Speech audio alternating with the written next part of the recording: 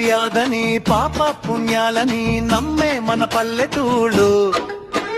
న్యాయం మా శ్వాసని, ధర్మం మా బాటని చెబుతాయి స్వాగతాలు.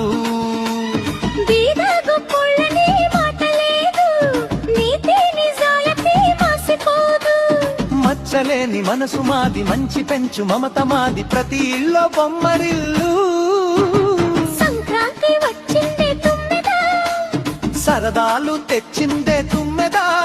హోయ్ కొత్త ధాన్యాలతో, కోడి పందాలతో ఊరేవు పొంగుతుంటే